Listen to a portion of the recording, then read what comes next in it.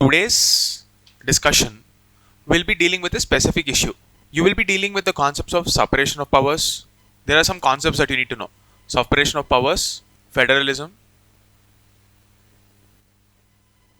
and how various parts, like you have, when you talk about the concept of state, one of the concept is government, and separation of powers is about legislative, executive, and judiciary. In India, we do not have strict separation. Okay, it is not a watertight separation of different wings of the government. Why do we have separation of powers in the first place as a concept? Can anyone tell me? Exactly. To not place arbitrary power in one hand. Clear? What will happen if we place? It can lead to abuse of power. We have discussed this multiple times. So, entire constitution is about checks and balances. Clear? It is in this context we have the institution of governor. So, is this article about president or is it about governor? There is a context to this. On 8th April, we've had a judgment this year, 2025. There was a judgment where the Supreme Court imposed certain timelines on governors time, that the time that a governor can take for taking a decision on a bill. They cannot just sit on those bills without taking any action. A strict timeline was enforced. Okay. So this article is in the context of that issue. So today we will be dealing with the present article, the advisory jurisdiction of Supreme Court. When will President ask Supreme Court for an advice? And the context. What is the context that we are talking about? The governors, timeline. Okay, that entire issue.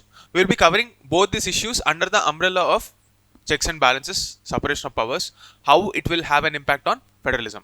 Clear? Okay. So, present article, let's know the fact.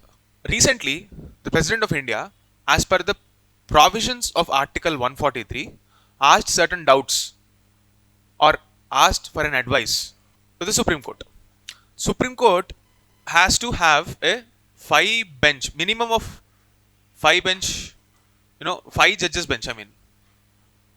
You need to have at least 5 judges as per this Article 143. Okay, so these 5 judges should come together, discuss this issue, and give an advice to the president. Is it mandatory? Is it mandatory for the Supreme Court to give that advice? No.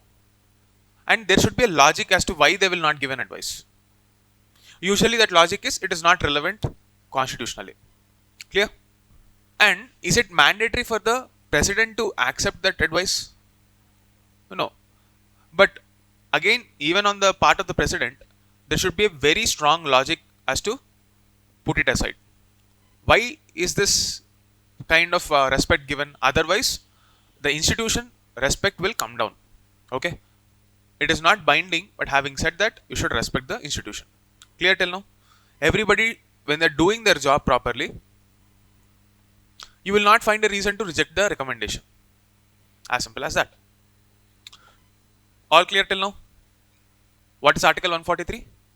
Great. Okay. Now, let's see. What is the purpose? You can note these points down. This constitutional tool maintains balance between separation of powers and pragmatic governance needs.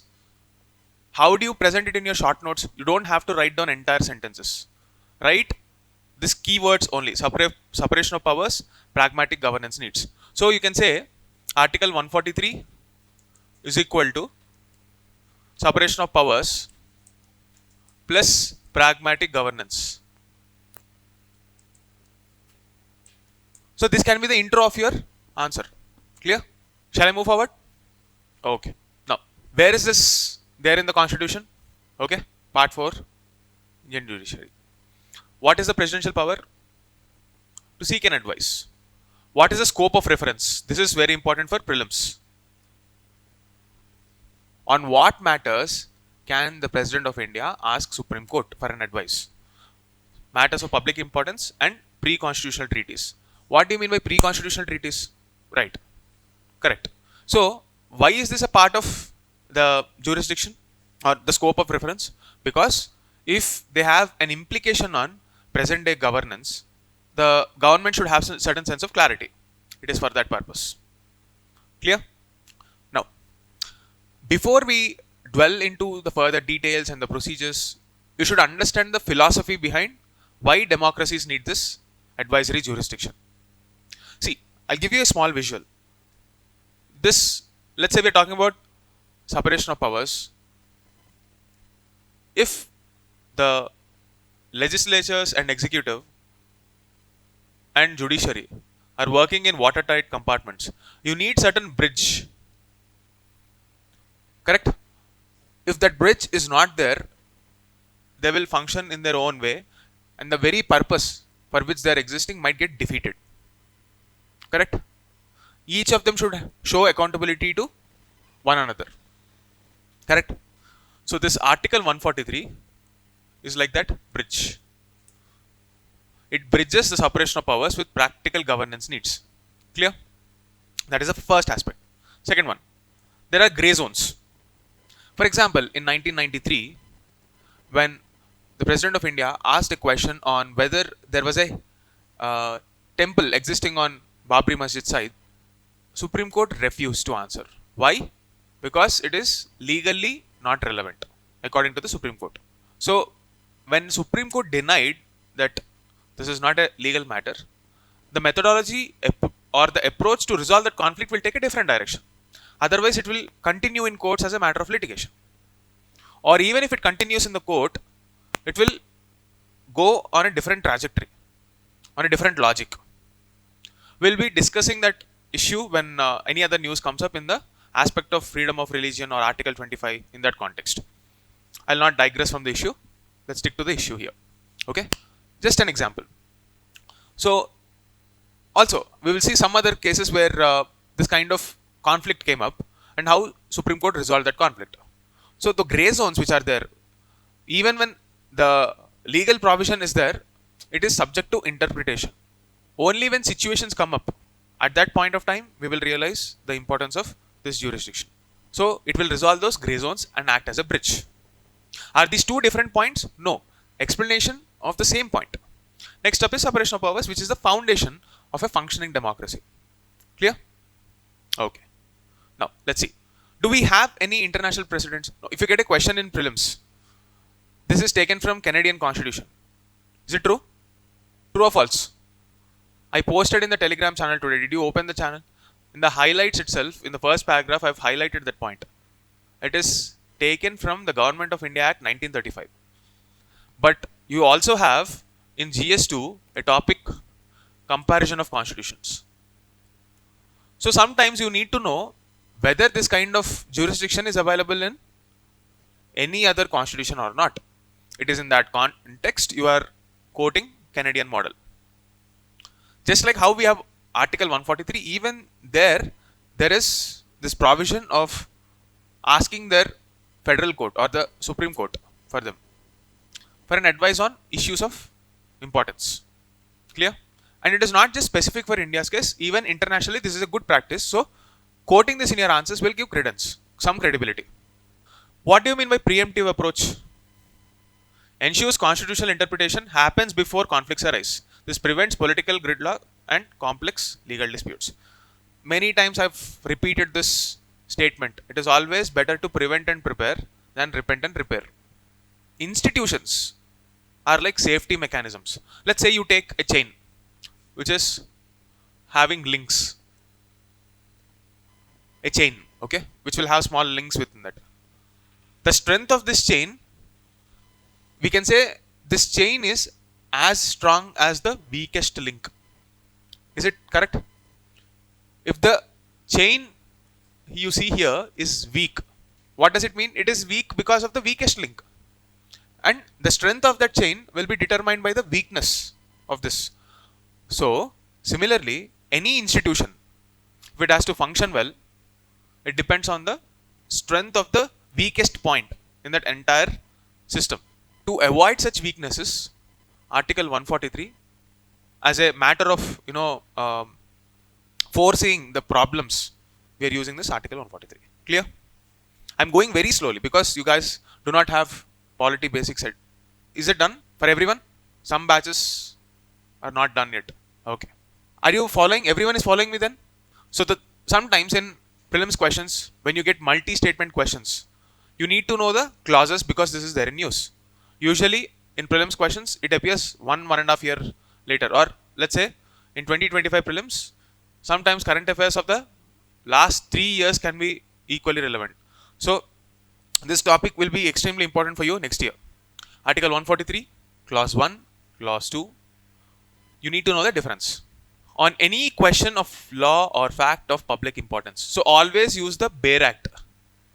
Whenever you are reading news, use original constitution and look at the text. What is it saying? Each word can be important. In prelims, if you want to avoid confusion, reading this Bare Act is extremely important. Article 143 clause 2 can refer pre-constitutional agreements such as treaties to the Supreme Court for legal interpretation. We have already discussed this. And not binding. Clear? Now, you can note these points down. See, writing these points in your answers will show that you are aware of what happened in the past. In today's article, you will see that there are as many as 15 times where this advisory jurisdiction was used by the president. Okay? You need not write all the 15 points. Nobody is expecting you to write all the 15 cases or the 15 scenarios where the government or the president on behalf of the government wanted to seek an advice. Okay? Some of the cases include Berubari Union. After the Keshavananda Bharati judgment in 1974, there was a lot of confusion. Even in such scenarios, the opinion was sought. Ram Janmabhoomi issue, Ayodhya, where the court denied on the grounds that this is not a legal matter. Okay? So you can note these cases down. Keshav Singh case. These cases can also be used while supporting your arguments in other topics. For example, this case, legislative privileges. So, what is Article 105? Homework. Parliamentary privileges, for example. What are the privileges of MP? Members of Parliament. MLAs, MPs. Okay. In those cases, what is the relevance of this Keshav Singh case? Know the facts of the case. Google and try to know about it. So, in one article you are revising, in one news article you are revising so many concepts. So, when you look at cases like this, you can also go back to Lakshmikant, read that parliamentary privileges topic, read this case, understand how that case is relevant in the Article 143 context. It will give you a sense of clarity. Clear? And finally, collegium reform, that is NJAC. Okay, it was stuck down. You must have known about this topic in your judiciary topic, appointment of judges, first judges, second judges, third judges case. Okay, why NJAC was stuck down. All that issue is a separate discussion altogether. But if that class is already taken, take this as an opportunity to revise that part also. Parliamentary privileges, judicial appointments. Okay, revise the basics. Clear? I'm going slow. If there is any confusion, please ask. Now, in the present context, what is the question that the president asked? First one. Can president or governor withhold assent indefinitely to bills? Why? Because refer to this judgment by. Okay. Second question. What is the context? SC verdict. That is Supreme Court. What is the purpose and the goal? Right now, timeline was imposed. But what is the overall philosophy or methodology? What is the relevance of assent? What is the scope of assent? We need more legal clarity on the role of governor. And this is the reason why President asked Supreme Court. Similarly, there was also a question asked by the Vice President about the grounds on which judiciary is involving.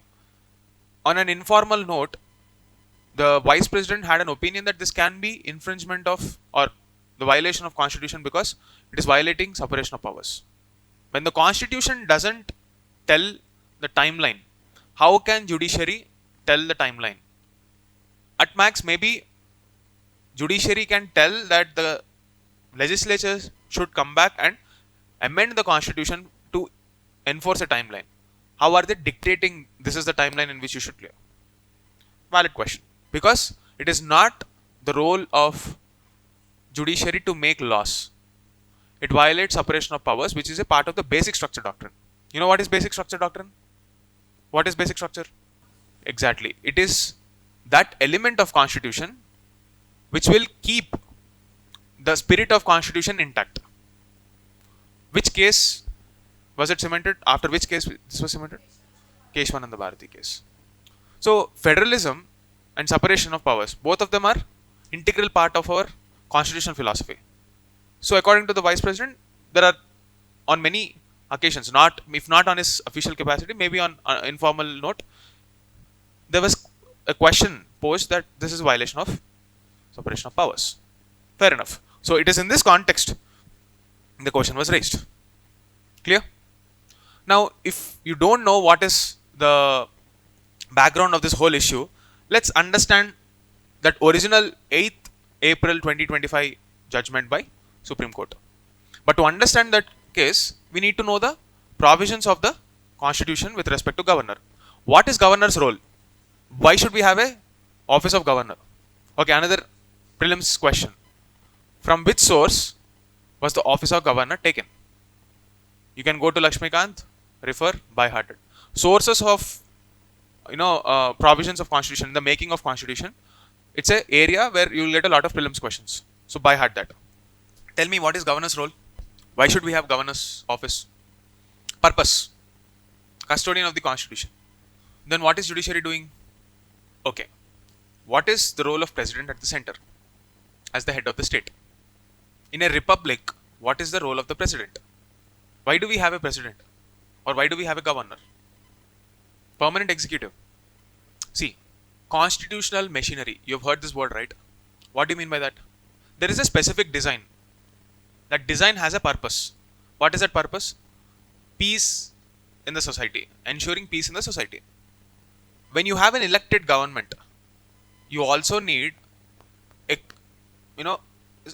sort of a manager between the center and the states. Governor plays that role.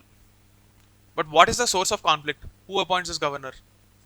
President on the advice of? Invariably, Council of Ministers and center is from a single party or a coalition. There can be situations wherein the governor is appointed by the same Council of Ministers through the president, and at the state level, the party in power may not be in favor of the center. So don't you think there will be a conflict? And it is in this context this question becomes all the more important. The purpose for which that office is existing can sometimes prove to be the anti-thesis or roadblock for governance.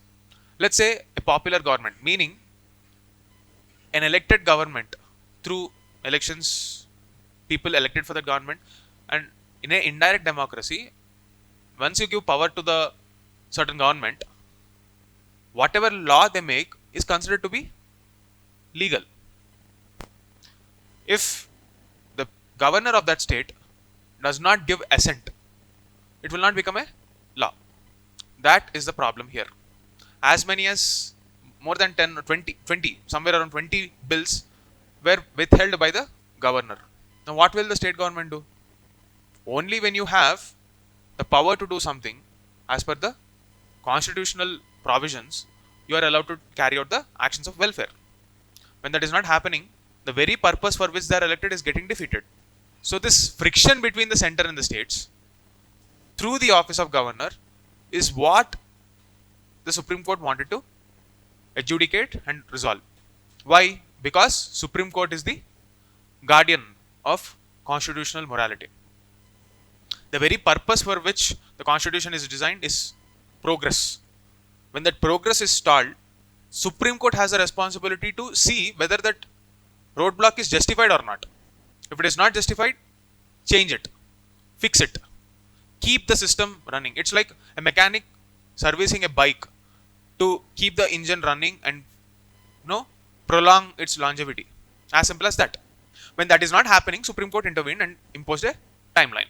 Now, the question asked by the Vice President is fair enough. So, how do we resolve this deadlock? Through Article 143. So, since these issues are given in our newspaper articles, etc., you are expected to know the basics from Constitution, Article 200, 201, 207, what are those provisions saying, etc. So, that's why I'm just briefly bringing those topics up. You understood the whole issue? Clear? Now, once the concept is understood, memorizing is secondary. You may forget article numbers, but will you forget the logic behind this? That is what you should focus on. So originally, the 1935 Act created the Office of Governor to ensure that the states are under the control of the central government, British Empire. Now, what is the difference in that design and this design? Here, we transform the Office of Governor as an agent of central control to that of a protector of the constitutional machinery at state level. Of course, there are checks and balances. How is the governor ensuring that constitutional framework is, withheld? Through his assent powers, pardoning powers. So you can go to the Lakshmikant chapter on governor and read about his powers. Each of those power and dimension of that power is a way of upholding constitutional framework in that state.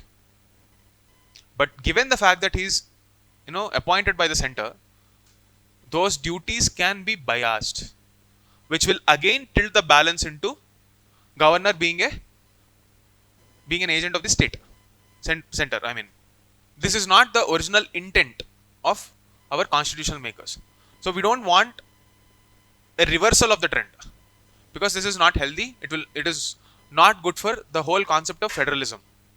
We need a situation where the center and states work together for the growth of this country. That concept is called cooperative federalism. This is what Niti Aayog discusses as a think tank. We've already spoken about this, right? So, this tension is what we are discussing.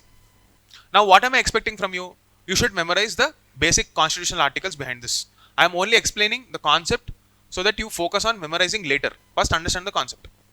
So, what happened? 10 bills were withheld. This was referred to the president. Why is it referred to the president? What are the options available with governor when a bill is given to him? Withhold, give an assent, or return the bill, or send it to the president. Okay? You need to remember that. So, when you withhold assent or just send it to the president, where president, does he have a time power? He or she? Time period is not there. Either you withhold it for some days, and then when the state government or the council of ministers are asking, when are you going to give me the test and we have to do some work, then refer it to the president. President will keep that for an indefinite period of time, because there is no constitutional limit on the time that you can take. It's a deadlock. You are not allowing progress, which defeats the very purpose of the existence of these offices. And obviously, Supreme Court should intervene. After intervention, now Vice President's debate whether they can dictate timelines or not is a matter of procedure, but not as a matter of philosophy. Is there any question that Supreme Court should intervene or not? No. The secondary question, which is minute, which can be fixed, is that who should impose a timeline? So Supreme Court should ask the legislature to legislate and create a framework. Fair enough. Because procedural integrity, meaning following the procedures and everybody doing their own job, not snatching away their job from other wing of the government. What if the parliament takes the power of Supreme Court and says we want to give judgments? Obviously Supreme Court will not agree. So it is fair enough that this argument is also coming up. How can you create laws? Okay. So therefore, to resolve that, it's a very smart move by the Council of Ministers to seek a clarity and a framework on this whole issue. Okay, clear? Okay, what did the Supreme Court say? There is 1 month limit to act on first submission of bills, 3 months if you are rejecting, and 1 month deadline for reconsideration after the assembly passed. So, in short, timelines were imposed. Core ruling on governor's powers. So, what did the Supreme Court say? You don't have an absolute veto. It's not like you can indefinitely sit on it and not take an action. No absolute veto. Bound by advice. What do you mean by this? Governor essentially is just supposed to act on the advice of the Council of Ministers. Which article says this? Have a look. Okay? One, have a look again. Homework. Because you have to quote this article in your answers. Clear? So this ruling will curb the misuse. Next up. What are the articles? 200, 201, 207, 163. Okay? 163. Note these articles down. You are supposed to memorize. Clear? Usually this would not have been important, but since it is appearing in news, now they become important. 200, 201, 207 and 163. Just note them down.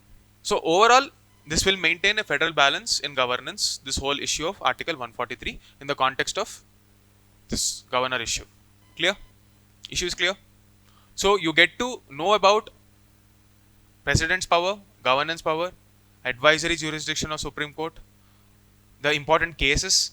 When you're reading those important cases, you will also read the corresponding concepts. Let's say, for example, you will read about parliamentary privileges. You will read about, when you're reading Berubari case, Berubari Union case of 1960, you will get to revise Article 1, 2, 3, 4, 5. Not 5, Article 1, 2, 3, 4. So, this is how you are supposed to read current affairs. From one issue, you will revise multiple concepts. Okay? This one issue is enough for you today.